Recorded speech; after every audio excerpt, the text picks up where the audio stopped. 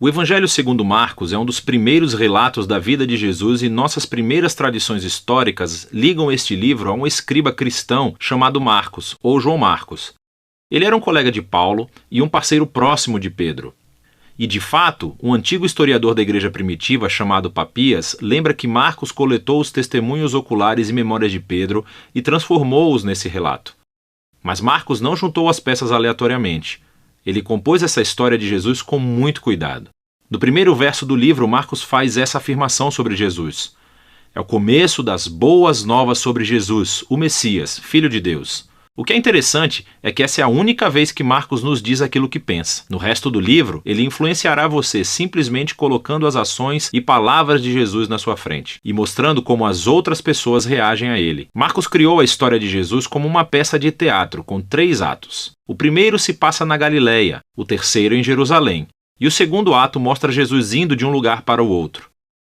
Cada um dos atos se concentra no tema repetido. Então, no ato 1, todo mundo é surpreendido por Jesus e eles se perguntam: quem é esse Jesus?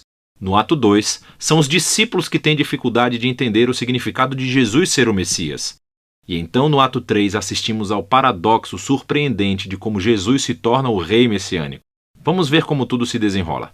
Depois da linha de abertura, Marcos começa com uma citação dos antigos profetas Isaías e Malaquias, que disseram que Deus enviaria um mensageiro a Israel para prepará-los para quando Deus aparecesse para resgatar seu povo e se tornar seu rei. E Marcos apresenta João, o Batista, como aquele mensageiro.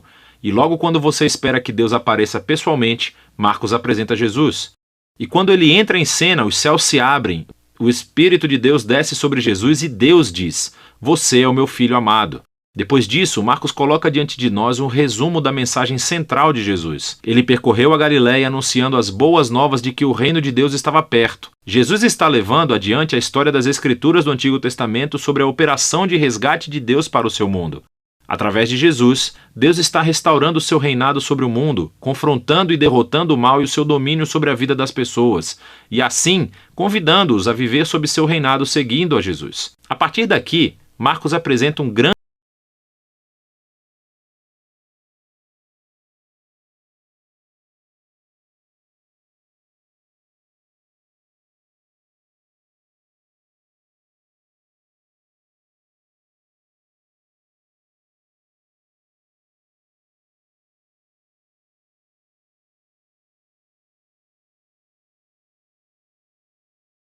e outras ainda o rejeitam completamente, especialmente os líderes de Israel, que o acusam de blasfemar contra Deus e de ser um fortalecido pelo mal. Mas Jesus não se surpreende com essas respostas. De fato, ele chama a atenção para elas. No capítulo 4, Marcos colecionou muitas parábolas de Jesus sobre a natureza oculta e misteriosa do reino de Deus. E Jesus diz que a sua mensagem é como a semente que cai em diferentes tipos de solo. Alguns são receptivos, outros não. Ou é como uma semente de mostarda que é muito pequena. Parece insignificante, mas depois cresce e surpreende a todos. O que Jesus quer dizer é que ele é realmente o Messias trazendo o reino de Deus, mas não do jeito que as pessoas esperavam. E essa crescente confusão sobre Jesus entre as multidões está ligada a uma ideia-chave que Marcos enfatiza no final do ato 1, que há confusão mesmo entre os discípulos de Jesus. Até mesmo eles têm dificuldade em entender quem Jesus realmente é, e isso nos leva ao ato 2. Ele começa com uma conversa muito importante. Jesus pergunta aos discípulos: "Quem vocês acham que eu sou?" E Pedro responde: "Você é o Messias." Mas fica claro que, para Pedro, isso significava que Jesus é um rei militar vitorioso da linhagem de Davi, que resgatará Israel dos romanos. Mas, para Jesus, ser o Messias significa que ele é o servo sofredor, rei de Isaías 53, que trará o governo de Deus, entregando a sua vida em Jerusalém. E os discípulos não entendem.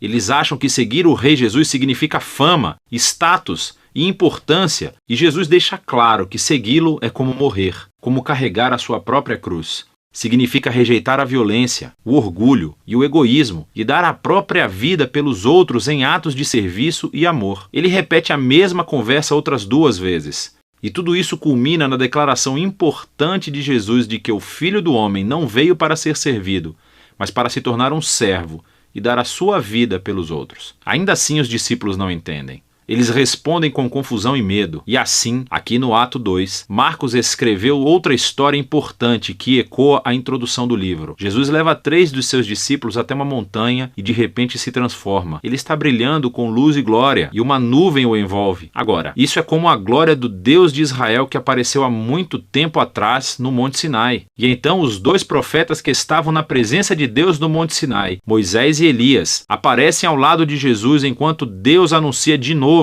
"Este é o meu filho amado". Colocando essa história no meio de todas essas conversas no ato 2, Marcos faz uma afirmação surpreendente: que Jesus, Filho de Deus, é a personificação física da própria glória de Deus. E em Jesus, o glorioso Deus de Israel se tornará rei, sofrendo e morrendo pelos pecados do seu próprio povo. É uma afirmação intrigante, que confunde e assusta os discípulos quando eles saem da montanha, o que nos leva ao ato 3. Jesus faz uma entrada real e pública em Jerusalém para a Páscoa. As pessoas o chamam de Messias. Então ele entra no pátio do templo e afirma sua autoridade real, expulsando os ladrões e bandidos e interrompendo o sistema sacrificial. Isso inicia uma semana inteira de Jesus debatendo e confrontando os líderes de Israel, condenando sua hipocrisia. E eles decidem traçar um plano para matá-lo. E Jesus avisa aos seus discípulos. Ele prevê que Jerusalém e seu templo serão destruídos dentro de uma geração.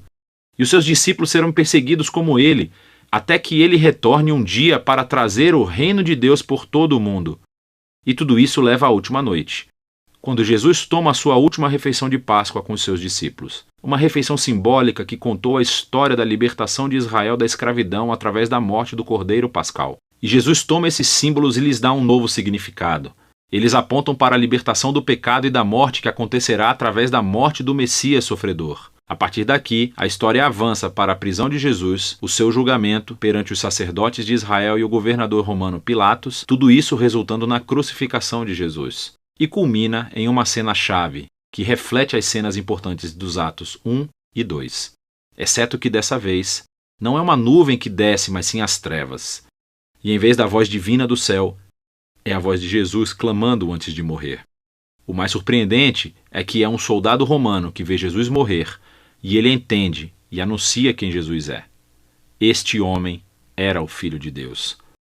Ele é a primeira pessoa na história a reconhecer a afirmação chocante sobre a identidade de Jesus, que é o Filho crucificado de Deus, que é o Messias, Jesus de Nazaré, que morreu pelos seus amigos e pelos seus inimigos. Depois disso, o corpo de Jesus é colocado em um túmulo, e no primeiro dia da semana, 2 mulheres do seu grupo de discípulos vão ao sepulcro e descobrem que o túmulo está vazio e que a pedra havia sido removida. E um homem angelical informa que Jesus não está aqui, que ele ressuscitou dos mortos. E então ele ordena que eles sigam e contem a boa nova de que Jesus está vivo para os outros discípulos, que ele os encontrará de volta na Galileia. As mulheres ficam muito assustadas. Marcos diz que elas fugiram do túmulo aterrorizadas, sem contar a ninguém, pois estavam com medo.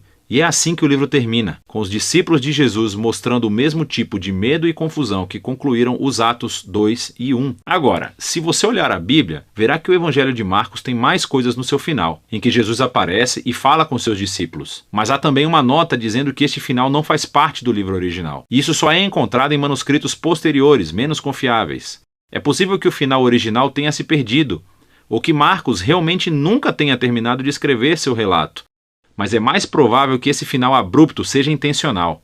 Toda a história se concentrou na afirmação chocante que intrigou os discípulos de Jesus do começo ao fim, que esse Jesus sofrido, crucificado e ressuscitado é o Messias, o Filho de Deus. Que o amor de Deus e o reino invertido foram revelados quando Jesus morreu pelos pecados do mundo. E assim, essa história termina sem final e força você, o leitor, a lidar com essa afirmação muito estranha e escandalosa sobre Jesus. E você, vai fugir como os discípulos? Ou você vai reconhecer Jesus como seu rei e contar as boas novas? E só você pode responder a essa pergunta. E é disso que trata o Evangelho de Marcos.